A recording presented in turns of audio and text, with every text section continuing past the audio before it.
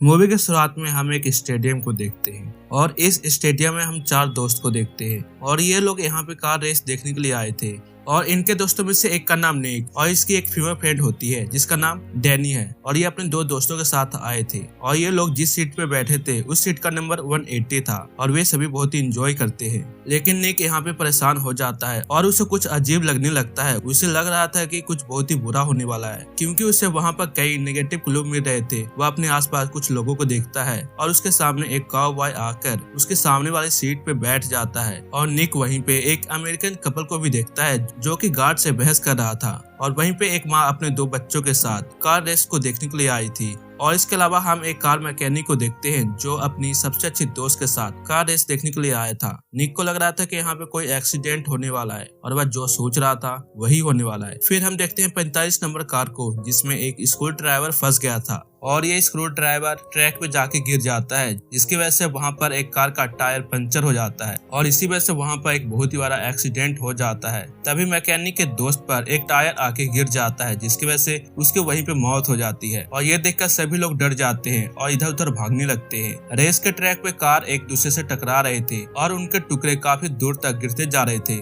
और इसी वजह से अमेरिकन कपल के भी वहीं पे मौत हो जाती है और कार का इंजन उन बच्चों की माँ पे गिर जाता है और वह भी वहीं पे मारी जाती है। और ये मैकेनिकल अपनी जान बचाने के लिए यहाँ से भाग रहा था लेकिन तभी उस पे एक बहुत ही बड़ी चीज आके गिरती है और वह भी वहीं पे मारा जाता है। इसके बाद काउबॉय भी वहीं पे मारा जाता है और निक के दोस्त भी वहाँ से भाग रहे थे। तभी उन पर छत गिरने की वजह से उनकी भी वहीं पे मौत हो जाती है और उस स्टेडियम में एक बहुत ही बड़ा धमाका होता है जिसकी वजह से डैनी और सिक्योरिटी गार्ड भी वहीं पे मारे जाते हैं और निक भी वहीं पे मारा गया था। और तभी निक को होश आ जाता है और वह कुछ भी समझ नहीं पाता कि अभी उसके साथ क्या हुआ। तभी उसी समय एक काउबॉय उसके सामने वाली सीट पे आके बैठ जाता है और ये सब कुछ ठीक वैसा ही हो रहा था जैसे उसने अभी अभी अपने सपने में देखा था। इसका मतलब यह है कि उसने अभी अभी अपना भविष्य देखा है अपनी मौत का। और अब निक को पता चल जाता है कि आगे क्या होने वाला है और निक काफी ज्यादा डर जाता है और वह चिल्लाते हुए कहता है कि यहाँ पे एक बहुत ही बड़ा एक्सीडेंट होने वाला है और ज्यादातर लोग उसकी बातों पर विश्वास नहीं करते। और इसके बाद निक स्टेडियम से बाहर चला जाता है और उसे देखकर कुछ और लोग भी स्टेडियम से बाहर चले जाते हैं। अब ये लोग जैसे ही स्टेडियम से बाहर चले जाते हैं तभी स्टेडियम के अंदर एक बहुत ही बड़ा एक्सीडेंट हो जाता है यानी कि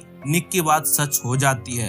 लेकिन अमेरिका की पत्नी स्टेडियम के अंदर फंस जाती है और वह अंदर जाने की कोशिश करता है लेकिन सिक्योरिटी गार्ड उसे जाने नहीं देता क्योंकि एक्सीडेंट की वजह से पूरा स्टेडियम उसके लपेटे में आ चुका था। और ये लोग ये सब देखकर काफी ज्यादा डर जाते हैं। तभी स्टेडियम के अंदर से एक उड़ता हुआ टायर आता है और मैकेनिकल के दोस्त को कुचल देता है और यह सब लोग देखते रह जाते हैं। उस एक्सीडेंट के अगले दिन एक मेमोरियल रखा जाता है उन लोगों की याद में जो उस एक्सीडेंट में मारे जा चुके हैं। निक और डैनी भी वहां आते हैं जहां उन्हें अपने ही जैसे सर्वाइवर लोग मिलते हैं और वहां पे अमेरिकन अपनी पत्नी की मौत की वजह उस सिक्योरिटी गार्ड को समझता है क्योंकि उसने उसको अंदर जाने नहीं दिया था। और इसके बाद रात को निक को एक सपना आता है जिसे देखकर वह काफी ज्यादा डर जाता है और वह जग जाता है और उसने अपने सपने में आग को जलते हुए देखा था। वहीं दूसरी तरफ हम अमेरिकन को देखते हैं जो नशे में था और वह उस सिक्योरिटी गार्ड के घर पे जाता है लेकिन ट्रक का इंजन चालू था और अचानक से ही उसके ट्रक में आग लग जाती है और वह अमेरिकन जंजीर में फंस जाता है और यह जंजीर ट्रक से अटैच था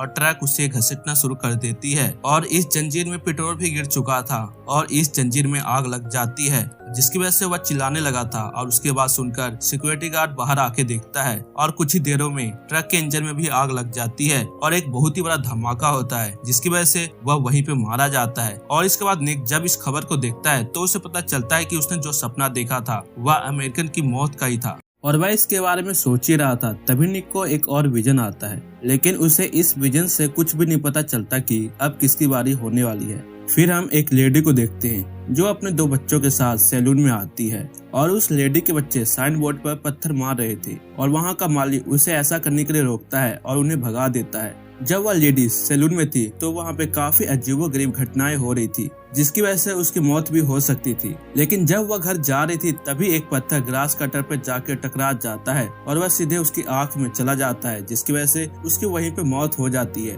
और वह पत्थर किसी और ने नहीं बल्कि उसके अपने ही बेटे ने फेंका था। उस महिला की मौत से निक को पता चल जाता है कि मौत उनके करीब है और उसे एक पेपर पे 180 नंबर लिखा हुआ दिखाई देता है और वह इस नंबर का रिसर्च करता है और इसके बाद उसे 180 नंबर के बारे में और डेथ के बारे में सभी जानकारी उसे मिल जाती है और फिर निक को एक विजन आता है, क्योंकि अब निक को डेथ के बारे में सब कुछ पता था, लेकिन वह अभी भी नहीं जानता कि अब किसकी बारी आने वाली है। और वह यह जानने के लिए वह स्टेडियम में जाता है जहाँ पे ये एक्सीडेंट हुआ था, और वह गार्ड से इस स्टेडियम के कैमरे के फुटेज को दिखाने के लिए कहता है। और अब निक को पता चलता है कि अब अगली बारी उस मैकेनिकल की है, और इसके बाद वह तीनों उस मैकेनिकल के दुकान पे चले जाते हैं और ये लोग उसे सब कुछ बता देते हैं, लेकिन वह उन पर विश्वास करने के लिए तैयार नहीं था। तभी वह देखता है कि एक वैन उसकी और तेजी से आ रही है, लेकिन वह किसी तरह से वह खुद को बचा लेता है। और इसके बाद मैकेनिकल को उनकी बातों पर विश्वास हो जाता है, लेकिन बहुत ही देर हो चुकी थी। और तभी एक सिलेंडर आता है और उसके 2 टुकड़े कर देता है, जिसकी वजह से उसकी वहीं पे मौत हो जाती है। और अब निक उन्हें बताता है कि इसके बाद उसके 2 दोस्त की बारी है, जिसका नाम हंट और जेनेट है।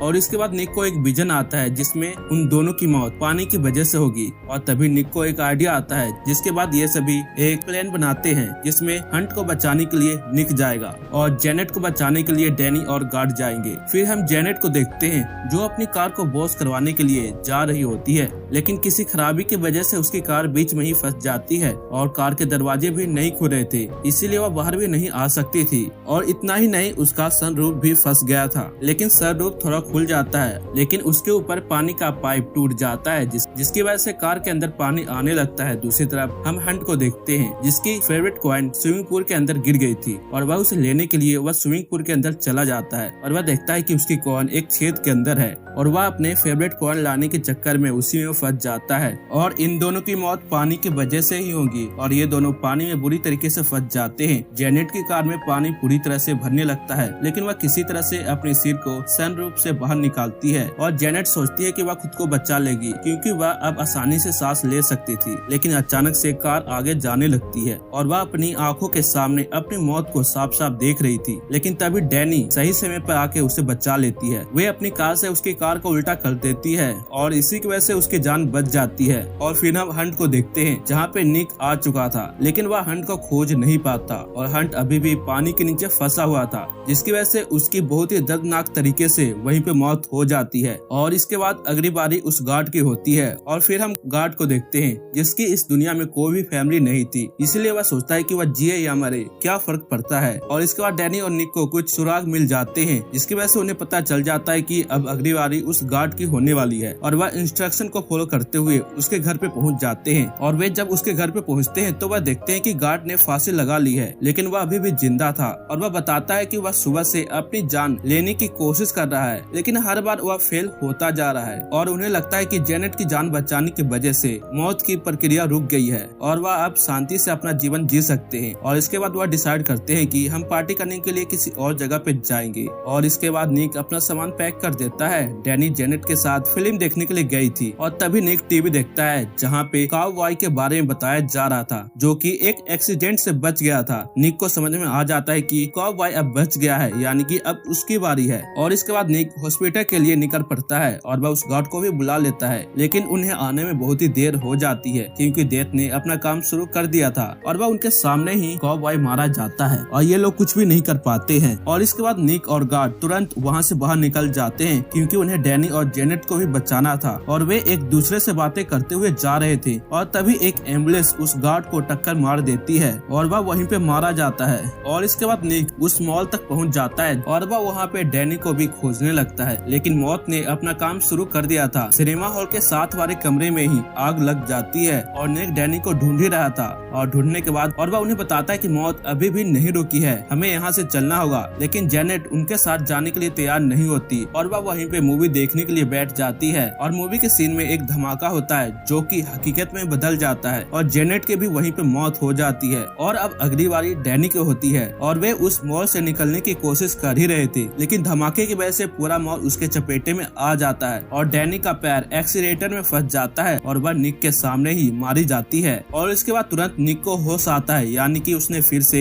एक विजन देखा था। और इसके बाद निक सिनेमा हॉल में जाता है, लेकिन वह अंदर जाने की बजाय वह उस रूम में जाता है जिस रूम में आग लगने वाली है, क्योंकि वह सभी को बचाना चाहता है। और इसके बाद वह आग को बुझाने की कोशिश करता है और काफी कोशिश करने के बाद वह आग को बुझा देता है और वह सोच रहा था कि उसने कई लोगों की जान बचाई है। इसके बाद हमें 2 हफ्ते के बाद सीन दिखाया जाता है और फिर हम एक बस को देखते हैं जिस बस का नंबर 180 था और वे सभी एक कैफे में बैठे होते हैं और कैफे का नाम डेथ ऑफ कैफे था। लेकिन निक को वहाँ पर कई नेगेटिव क्लू मिलते हैं जिसे देखकर वह फिर से परेशान हो जाता है और वह सोचता है कि उसने उन लोगों की जान बचाई नहीं है, क्योंकि वहाँ पे कोई भी धमाका नहीं होने वाला था, क्योंकि मौत ने उसके साथ एक मजाक किया था। और वह यह सोचने पर मजबूर हो जाता है कि अगर वह इस कैफे में बैठे हैं तो यह मौत की ही कोई प्लान हो सकता है। और वह यही सोच रहे थे तभी एक बस आकर उन्हें टक्कर मार देती है, जिसकी वजह से वह कुचल कर मारे जाते हैं। और यह मूवी इसी के साथ यहीं पे खत्म हो जाती है।